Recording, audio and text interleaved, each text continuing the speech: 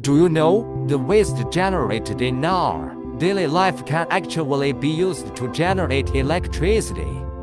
Waste-to-energy plants collect and classify wastes. Those with higher combustion values will be incinerated at high temperature, and the heat generated will turn water into steam, which will drive the generator to run and produce electricity.